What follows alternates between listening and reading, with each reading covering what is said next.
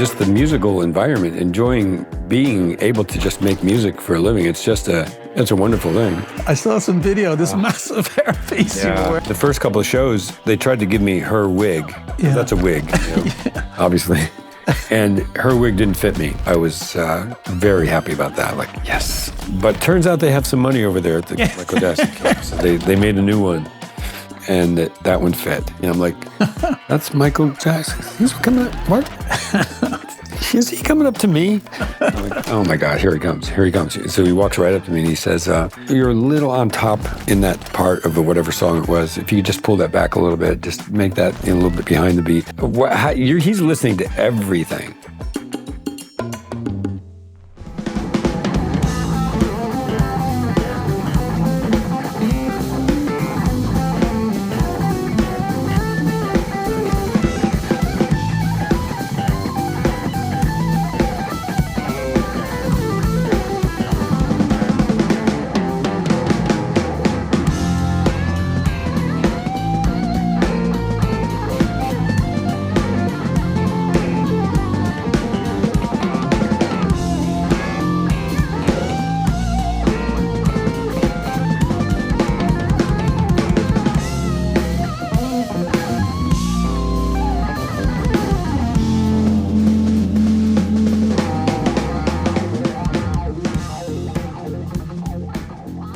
Greg, great to meet you, man. Great to be here. So, first time in Prague?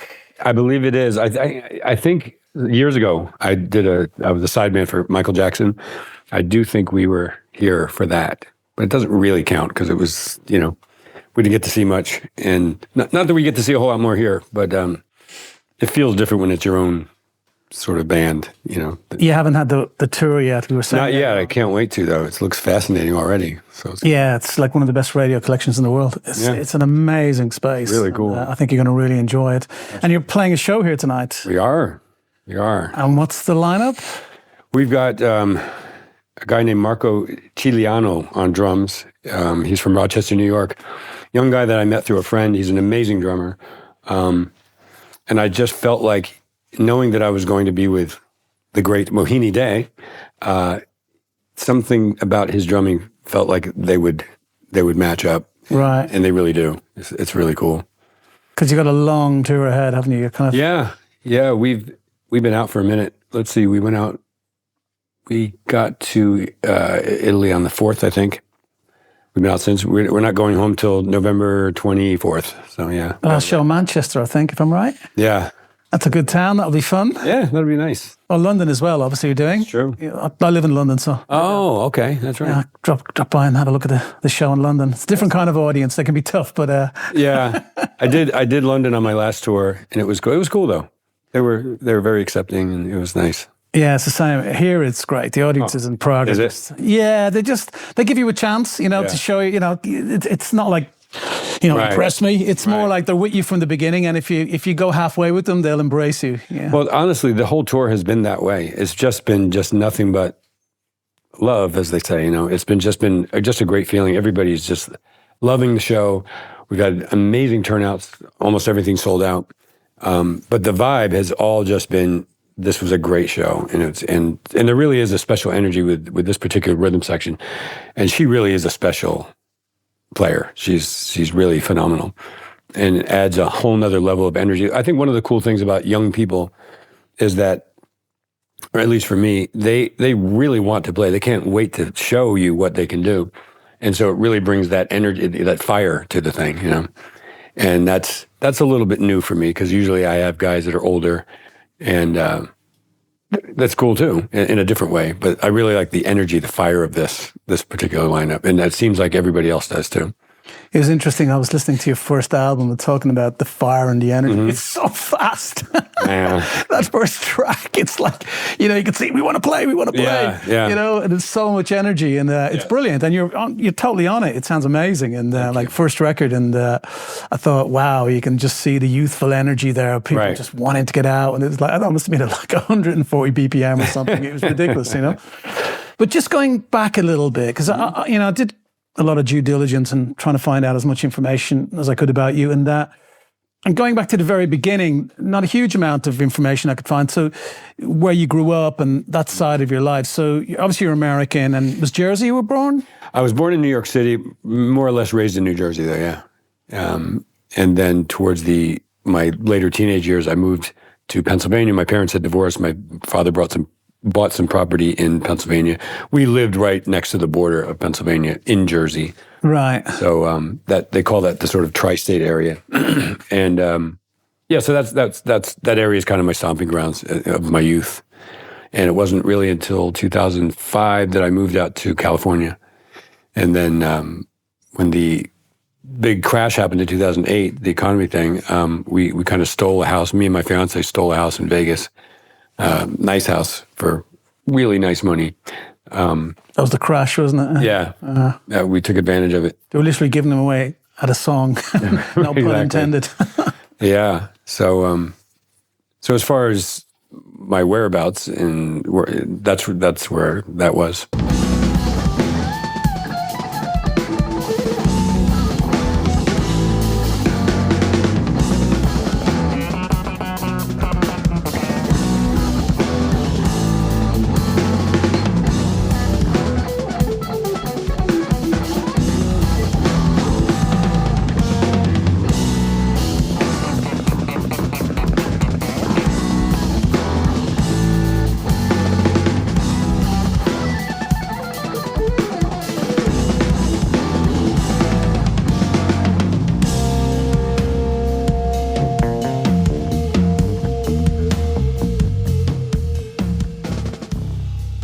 So you had a brother and a sister? Yes, my brother, my younger brother, he and we had a band ever since we got out of high school.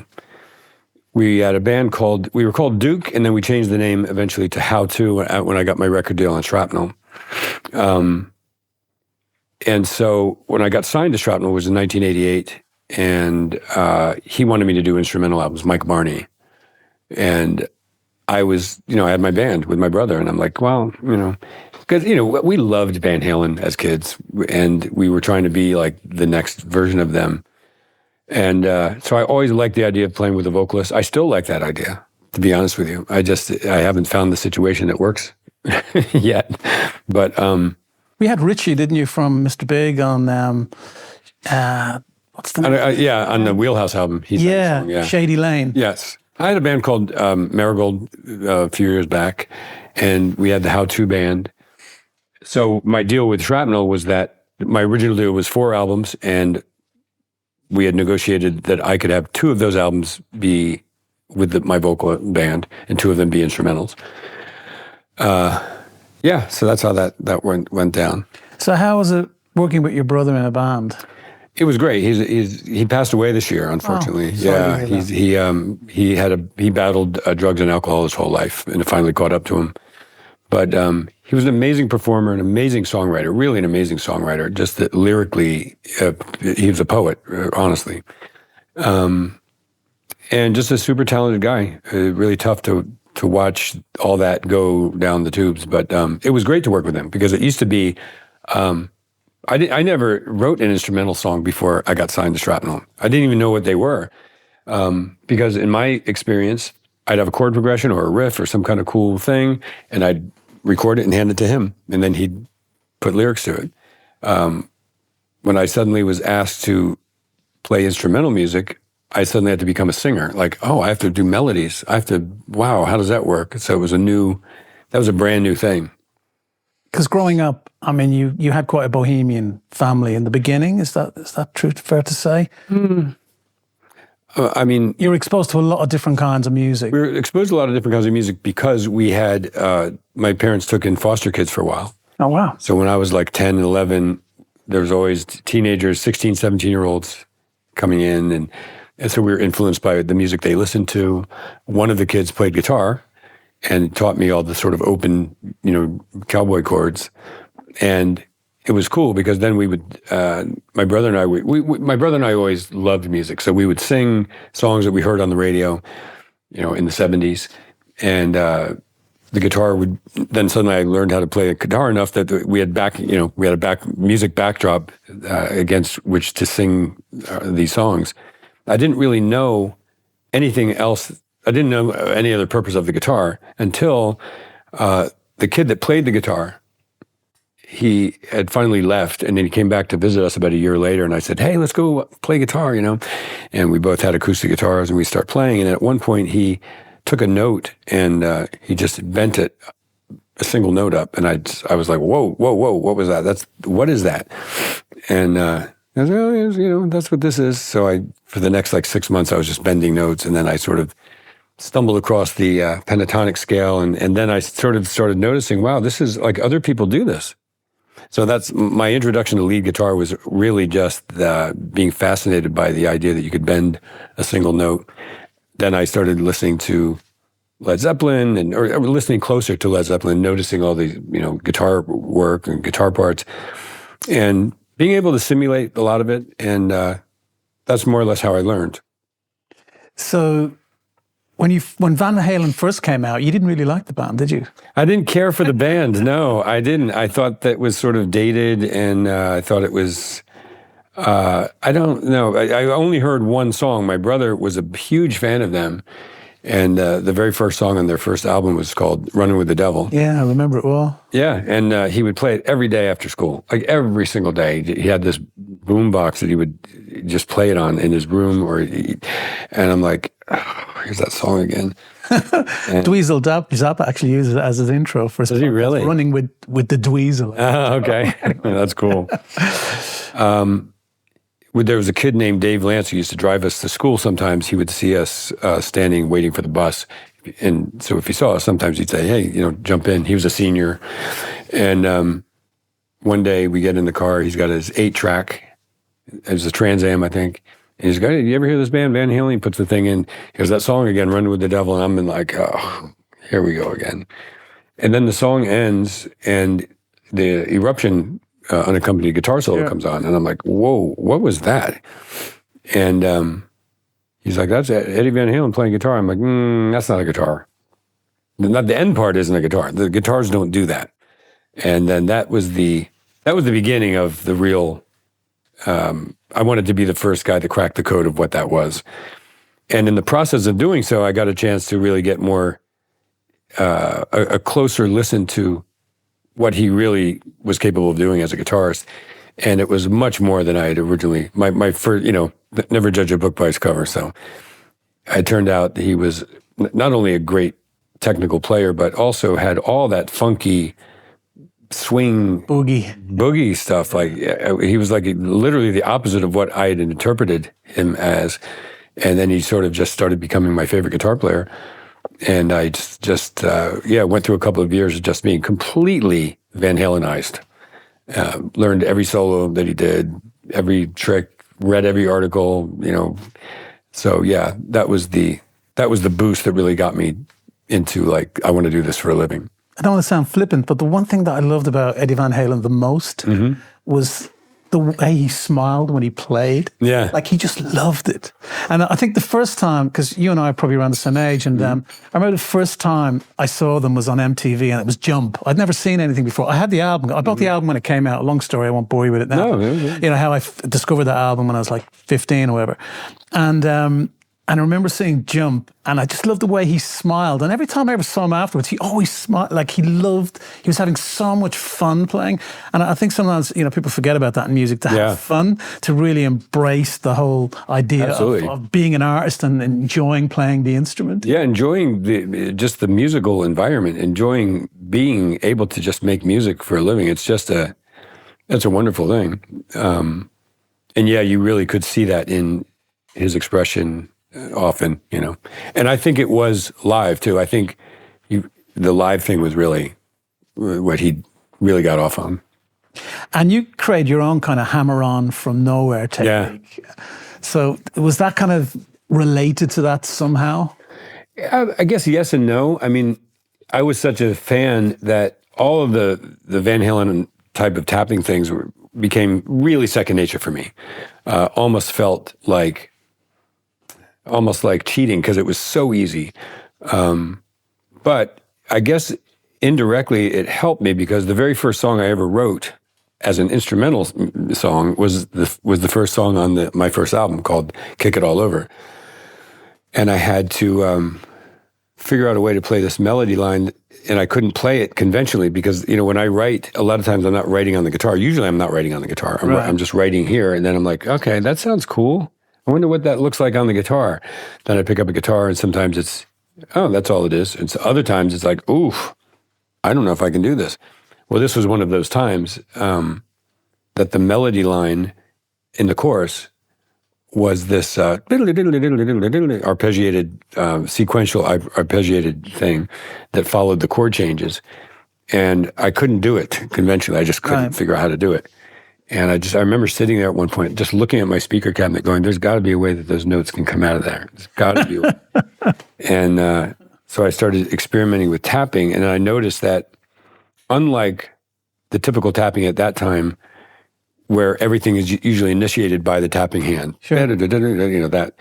This, I was able to come up with something where this hand initiates the note. So it's like hammer, tap, pull, hammer, tap, pull. Sure. And you can go to a new string, and suddenly it opened up a whole new opened up a brand new door in terms of like what tapping could do. And it was, it saved me because I was able to play the song that I wrote. Otherwise, I wasn't going to be able to play it. So, so much of my style is the result of not being, the unique things that people always point out about my playing are usually the result of not having been able to successfully do it conventionally. So they're like workarounds.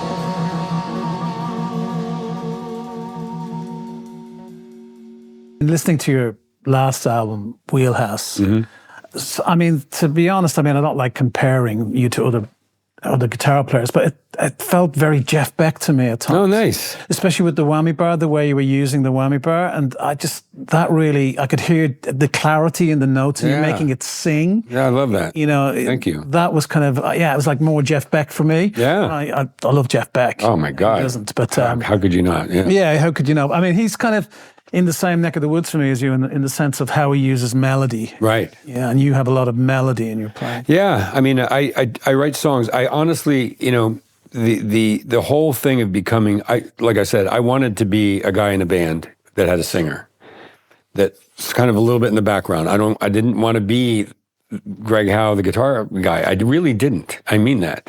It happened as a result of just, things fell apart with our band. My brother started having his personal issues. I couldn't really find another singer.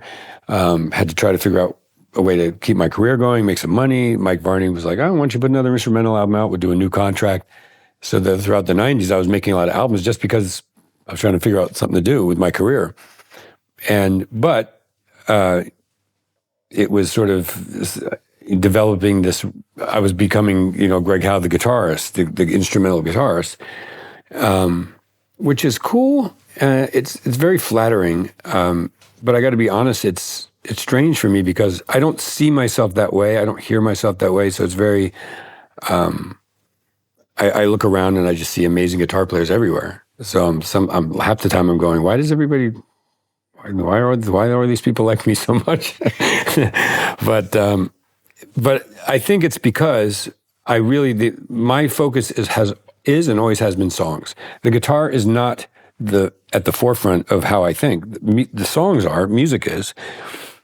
Being a cool guitar player is a distant second to having a great song. I mean, it really, truly is. So to me, the song is the meal. The guitar solos are the little sprinkling. Yeah, that's just the enhancements. They're just, it's accessorizing something. I would like to think that if these songs were played with no guitar solos in them, you'd still be like, yeah, I like this. That's what I'm going for, right? I'm not building songs around my guitar playing. It's not like I come up with a lick and go, oh, I should have a drum beat that allows me to, feature this. I don't do that. So in a way, you were trying to replace the singer with the guitar in some ways, with melody was incorporating a melody within the structure of the guitar lines. Yeah, if not a melody, then at least a hook, something that hooks you in, something that's got a, that hooks you and makes you want to, hear it again or memorize it or sing along with it. Yeah, something like that.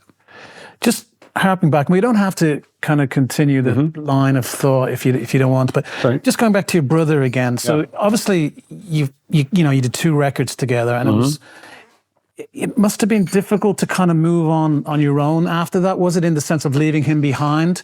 You knew he had problems and you were developing on further, and he wasn't coming along with the journey. Yes, that's exactly right.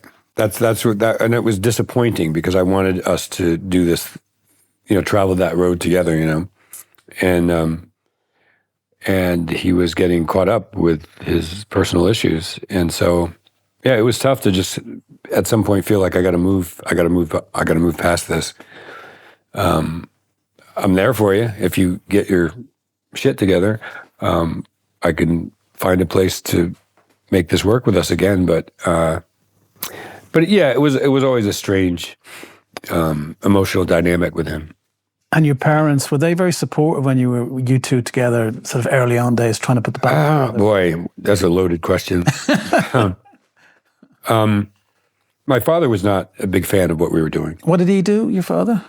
He was an account executive. He basically sold advertisement space to remember back in the day when they had the little yellow book or the yellow book ads, he would sell those ads. He was a salesman, and he became the CEO of that company, I think. He wanted me to be a doctor or a lawyer. He didn't, and I want to be a guitar player. He's like, yeah, no. Nobody makes it in that. 1 out of 2,000 people make it in that. At least have something to fall back on. That old chestnut. Right? My thing was, if I have something to fall back on, I increase the chances of falling back on it. I'd rather put myself I'd rather walk the plank and be in a situation where I have no choice but to make this work. I have no choice but to make a successful career out of this. So, yeah, I went for it despite, he really didn't think any of it was going to work. He didn't believe in me until he saw an article that came out in Guitar World magazine. And it was a pretty big spread. He was like, what is all this? What? You got serious. You really are serious. I'm like, yeah, Dad, I've been trying to tell you. So my mother was always supportive of anything we wanted to do. She was cool. They divorced before any of that blew up. But she was always like, yeah, whatever you want to do. You want to be, It's nice to have one. Right. Exactly. I have a similar-esque story, but I was growing up, I was in bands. I was in a band with Vivian Campbell from I was in Def Leppard. We were in a band called Sweet Savage in Ireland. No kidding. And we toured with Thin Lizzy, sort of, I was the singer of the band. And I just think I was talking to my wife recently, and I said, you know what? My parents didn't turn up at the show. And at the time, I didn't even give it any thought. It was just, there was so little kind of reaction to what I was doing at all. They didn't have no interest whatsoever. They didn't turn up at the show. It got to hit me like 30 years, 4 years later. It's like, why didn't they turn up at the show? Yeah. It's Thin Lizzy in Dublin, sold out. That's amazing. But I do think sometimes a lot of artists you meet, like yourself, and there's always that kind of struggle within the family. And I have this kind of theory, great art comes out of struggle. If there isn't that kind of emotional struggle, sometimes not great art comes out of it. That's the silver lining of kind of having it tough in the early days and not the support that you fight back in it, you kick back on it, to kind of prove everybody wrong. Right. Yeah, that was my experience. That was my drive. That actually was my drive. I actually used to get off on people saying, I don't know about this, Greg. That seems really, you should get, the more they would say that, the more I'd be like, okay, you watch. You watch. So when you were a kid, what was the first album that really, I want to do that? Well, I guess if you specifically, I want to do that at Guitar Guy, or just even just music. I think Guitar Guy, like I can make a living out of this. I can do that. I think Van Halen, honestly, because prior to that, I wasn't bad. I could play along. I could play like Stairway to Heaven solo and play a bunch of Zeppelin stuff, and but I was in sports in school, and I was kind of like, I don't know if I'm going to be a guitar player. I don't know. So the Van Halen thing, there was just something about that made me like, I connected with it. I really just connected. I'm like, I'm doing this. That's where I want to go.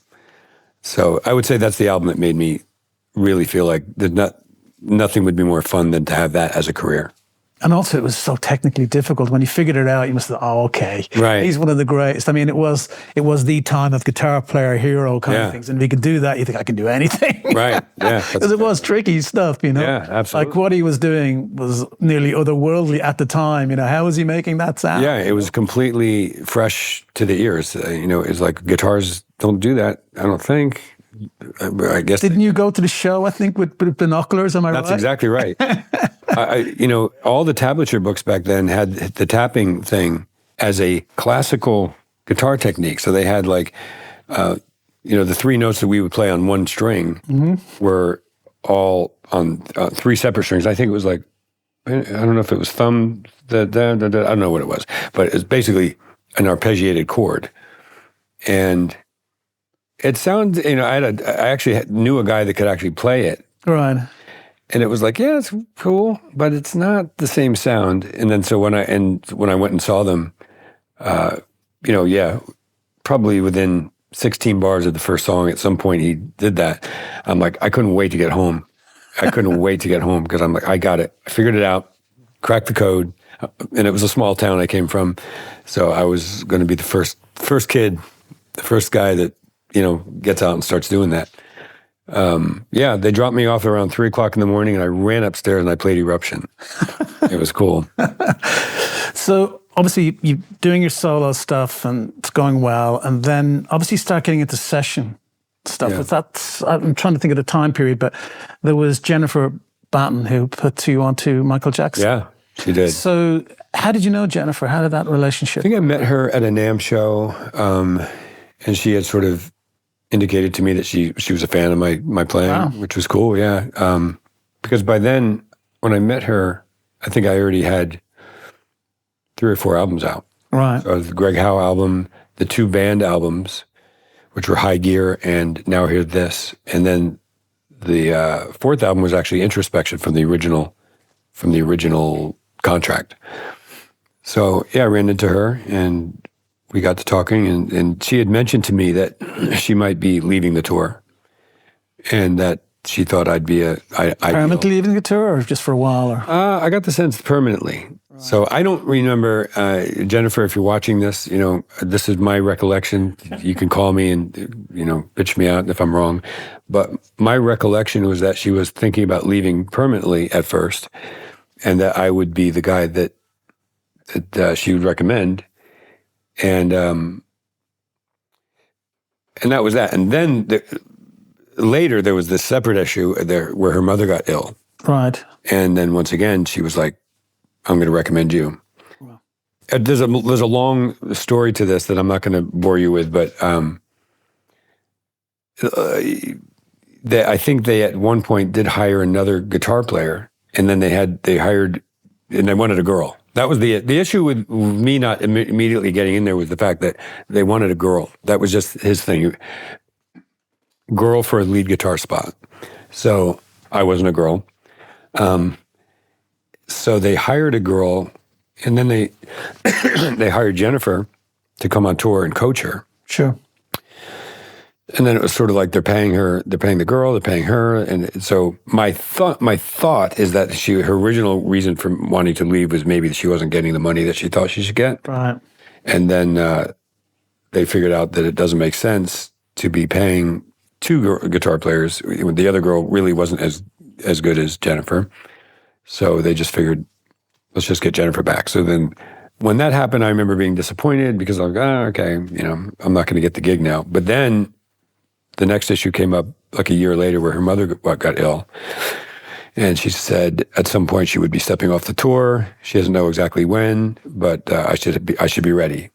And so, yeah, that's how that happened. So, but they threw you in at the deep end, didn't you, when you finally got the call? It was a mess. It was, I mean, I've told this story quite a few times, but it's worth telling again. I had listened to a bunch. She went out of her way. She was nice enough to record all her guitar parts with the tape recorder back then, or digital recorder, probably a tape recorder, next to her amp. So I could hear the band in the background, but I could hear specifically what she was doing. And she labeled, she was using the Digitech. You remember the unit that all the guitar players are using? Is a Digitech. Was it an all-in-one unit? Yeah. Yeah. It was going in front of the amp because she was using a 5150 amp. Anyway, whatever it was had all these presets, and every song had like 2 or 3 presets, and she labeled them all for me in the verse, chorus, bridge. So I had to learn that and learn the songs, and I was working on them, daily for a while. But remember, this is 96, I think. This is before the age of cell phones. So I'm waiting around for this phone call from the Michael Jackson camp, and I'm turning down opportunities. There was 2 opportunities to go to Japan and do some touring, and I turned them both down because I didn't want to miss this call. And then that just went on and on and on, and finally I just decided I got to get back to my life. I got to get, so I just kind of stopped listening to the stuff. I stopped rehearsing it, and I just went back to my life. And sure enough, it was a Monday night. I get this frantic phone call from Brad Buxer. He's in Amsterdam. I'm in Pennsylvania. And he says, we need you on a plane tomorrow morning. It's 8:00 at night. He said, we need you on a plane tomorrow morning. 6:00 flight, Concorde flight to Amsterdam. And I'm like, I haven't been listening to this stuff. I don't remember some of these songs. I'm not packed. I'm not ready. I was literally in the middle of a guitar lesson, teaching a guitar lesson at the time. And so now I'm thinking, so it takes about 2 hours to get to the airport. I have to be there probably 2 hours in advance. I have to be there at 4. And so I have to leave around 2. It's 8:00 now. I have 6 hours to learn the Michael Jackson set. Oof. And, wash my clothes and go out and get whatever other items I need. So I really tried to get out of it. I said because the Michael Jackson tour, I think they did around 2-3 maximum shows a week. Maximum. Right. So I said, so basically he called on a Monday, he said, we need you for the Wednesday show in Amsterdam. And I said, what's the next show after the Amsterdam show? He said, Friday. I said, Brad, if you let me do the Friday show, I can be totally ready. He's like, no, I need you for Wednesday. I'm like, oh, God. So I did it. I went for it, but it was, it was rough. And what's funny is that I'm listening, I'm washing clothes, I'm folding stuff. I'm listening with the Walkman back then, running out to the store to grab items that I need and listening and picking up the guitar in between and trying. So I get there on Tuesday in the afternoon, pretty much. Met some of the management. And once again, got my hotel room, taking the guitar out, trying to rehearse. Tomorrow's the gig now, right? Sure. So the next day, they wanted to do a run-through with me around 11:00 in the morning. This was the day of the show. So they did, and we get through like 4 or 5 songs, and I'm starting to, I can do this. Yeah, I think we can get through this. I still got to think, And the production manager comes over and says, yeah, it sounds pretty good. Sounds pretty good, Greg. So let's talk about the choreography. I'm like, why not? I think we go on in like 5 hours, don't we? and turns out there's a lot of it. Like, and the guitar player, the lead guitar player is the one who does most of it. No one else is really running around doing spins and, dancing with him. And so all this stuff is getting thrown at me. So now I have to remember, okay, so it's like, so I had to make this gigantic cheat sheet surrounding my pedal board, like literally a poster size, because it's like song number 1, verse, preset 031, chorus, preset, 052, back to verse, bridge, preset 78. Wow. Second chorus, preset 31 or whatever, step forward, spin around twice, come back. Like, oh my God. Luckily her tech was cool too, because he would sometimes remind me, hey, remember next time you get this thing. And what was it with the hair? I saw some video, this massive hairpiece you were wearing. I was, that was the other thing. The first couple of shows, they tried to give me her wig. Yeah. That's a wig, obviously. And her wig didn't fit me. So I was very happy about that. Like, yes. But turns out they have some money over there at the Michael Jackson camp. So they made a new one, and that one fit. And so Did he ever get involved with like sort of commenting on your playing? He did, actually. He really was a genius. He really was. He didn't miss a trick. No, he didn't. I don't remember the song. I'm trying to remember. I think it might have been the song "Want to Be Starting Something." I had a very minimal part in some of these songs where it's just like just some little lick, and I think it was that part actually in that song. But whatever it was, I remember we did a show, and we get done with the show, and we're walking back to the tour bus, and Michael, who's usually surrounded by like 2 or 3 guys, he's got his little mini entourage. Sure. He's sort of walking. I turn back and I see him sort of walking ahead of that entourage. He's like pulling away from the pack, and it kind of seems like he's coming towards me, and I'm like, that's Michael Jackson. He's coming up. What? Is he coming up to me? I'm like, oh my God, here he comes. So he walks right up to me and he says, hey, you're doing a nice job. This is after like the 3rd or 4th show. He says, you're doing a nice job, but you're a little on top in that part of whatever song it was. If you could just pull that back a little bit, just make that a little bit behind the beat. Like, wow, aren't you like moonwalking on some spaceship thing, like on the other side? Like, he's listening to everything, and because you can tell it needs to feel exactly right for him to do his thing, Sure. So anything that's off, he immediately zones in on it. He knows exactly what it is, and it doesn't have to be off much. He just knows what it has to be. So yeah, that was amazing. I mean, that was really eye-opening to me. Like, wow, this guy is really attention to detail. Oh my God, yeah, it was great. So this was kind of then led on to a lot more session stuff. Obviously, generally it happens, isn't it? It did. With someone like Michael Jackson, the phone's going to ring, isn't it? The phone's going to ring because the industry is well. Yeah, it's the whole networking thing, right? Because yes, I would love to, at that point, I was like, yeah, I'd love to do some more of this.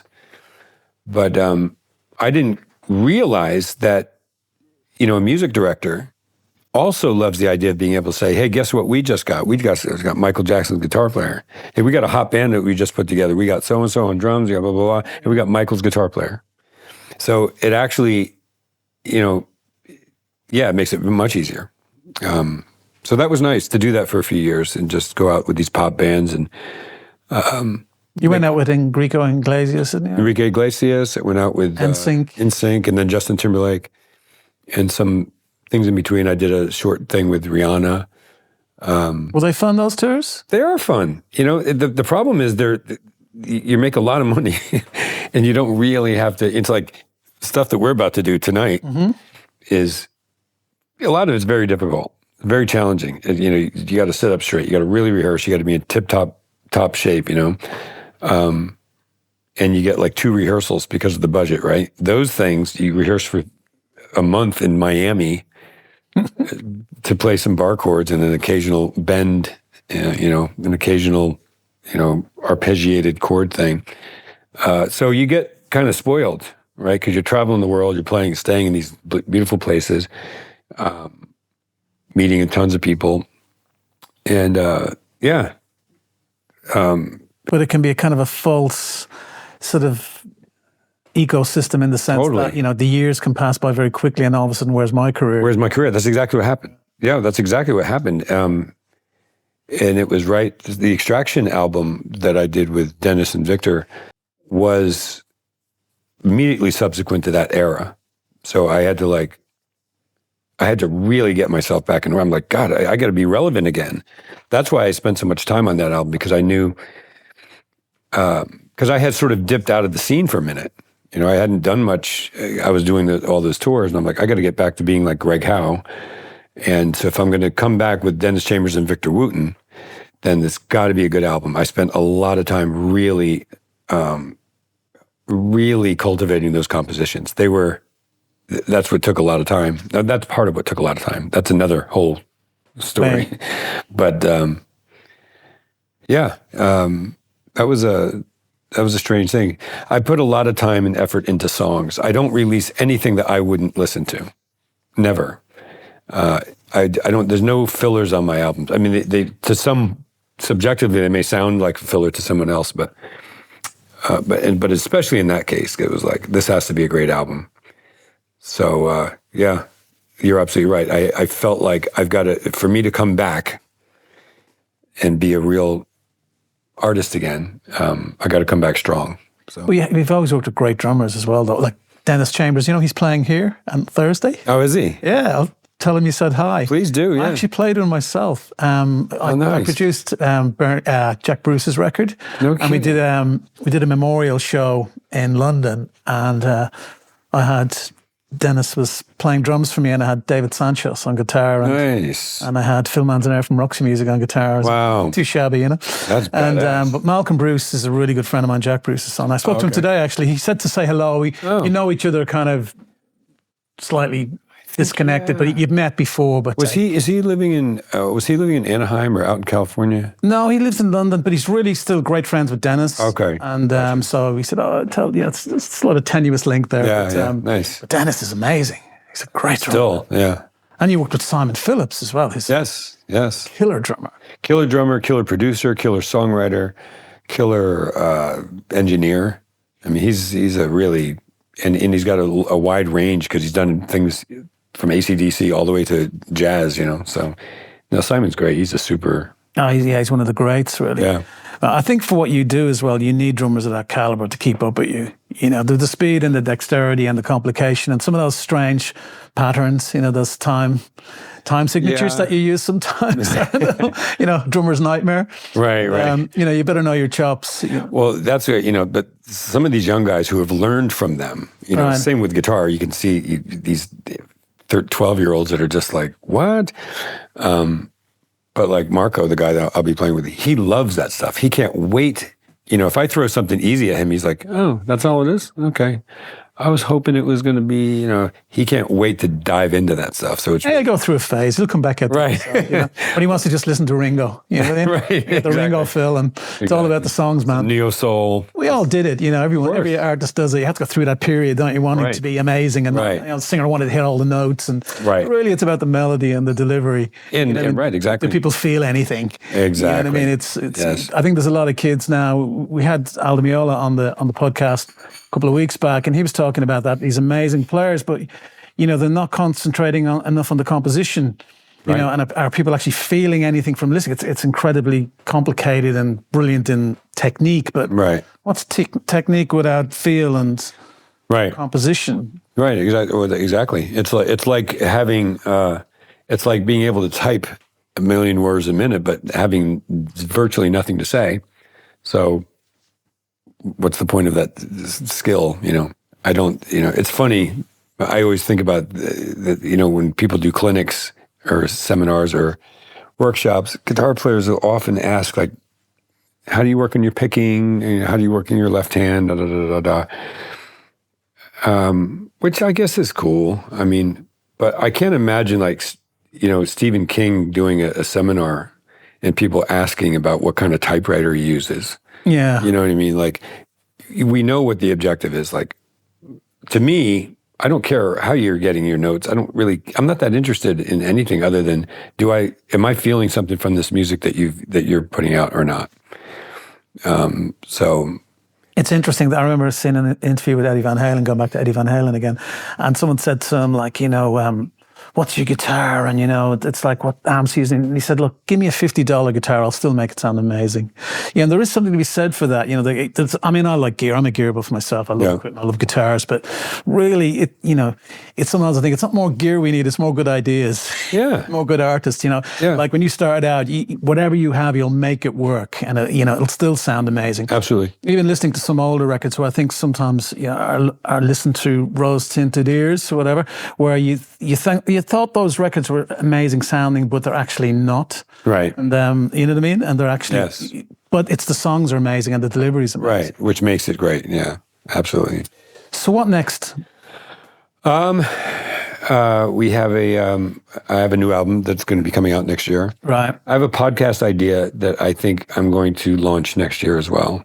That's going to be based on sort of front row seat to my world of composition, how me putting songs together. Right. And that, so those two things are happening. And I have a book coming out. Oh, fantastic. Not a autobiography, it's just a technique book with a lot of audio examples. So that was supposed to have been done a while back, but it will be done now because I'm putting touring on the shelf for a minute. So when you finish in November, you're going to put it aside for a bit? Yes. And then we have this DarWin project that I've been part of with Mohini, if you know anything about No, what's that? Yeah, Simon Phillips is producing this thing called the DarWin project. Look it up. Yeah. It's pretty cool. Mohini's on the bass, I'm on the guitar, Simon's the drummer and the producer. And DarWin is the songwriter, and he's got this whole sort of a concept album thing. But it's pretty cool, and we have another one that we're going to be doing next year, so I have that going on as well. Amazing. Listen, lastly, before you got to get back and do your prep, can you just play us anything that inspires you? That's just any little noodling would be amazing, just to sort of finish off the podcast. We'd much appreciate it. We have your guitar here. We can just stick it in. We got a little amp there, and but maybe we'll just wrap it up, and then maybe if you can play something and we'll edit it in, if that's okay. Okay, that's cool. Greg, thank you so much for the podcast. You got it. It was amazing. My pleasure. And hopefully we'll see you back here soon. Can't wait. Well, I hope you enjoyed the Greg Howe podcast. Amazing guest, wonderful stories. We loved him, and an amazing guy. We've got Tommy Emmanuel coming up on the 26th of December. Tommy, just a fantastic guest, amazing stories. He actually was professional from the age of, I think, 5, where basically the family sold the house and they went around Australia in 2 station wagon cars until the authorities came in and made them actually stop and go to school. So he's an amazing guest. I think you're going to love it. So hopefully you'll have a watch, and remember to like and subscribe. But we'll see you then. You hear that, right?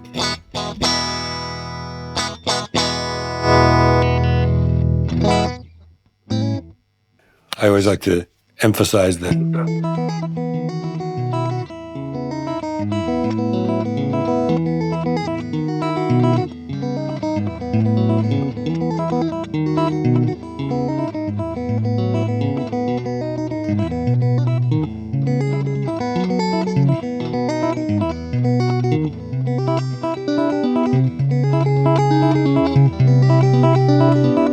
All Hammer-Ons from Nowhere.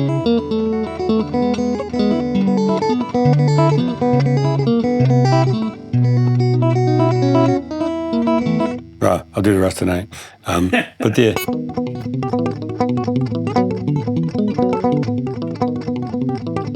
But that's what was the other thing? Like the hammer tap pull thing. So this was the lick I was talking about with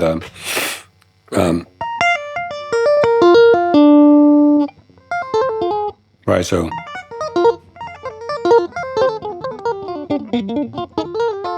So that's all based on like hammer tap pull, hammer tap pull, hammer tap. Or you can go.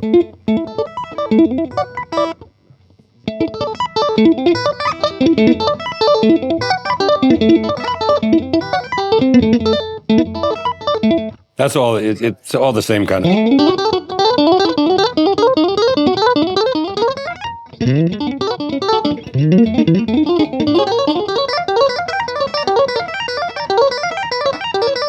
But it's just a lot of Hammer-Ons from nowhere kind of stuff. Kids, don't try that at home. You'll never master it. Listen, thank you so much, Thank man. you. Thank you for that. Brilliant. Appreciate it. You got it.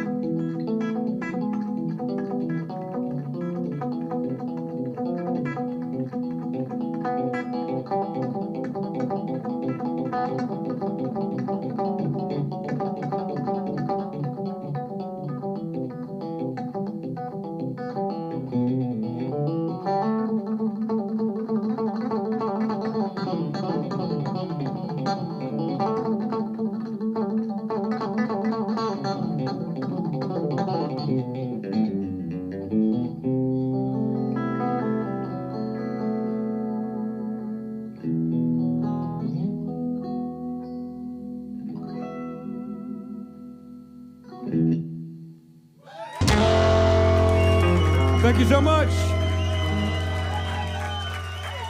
Marco Cirigliano on drums. Mohini Dey on bass guitar.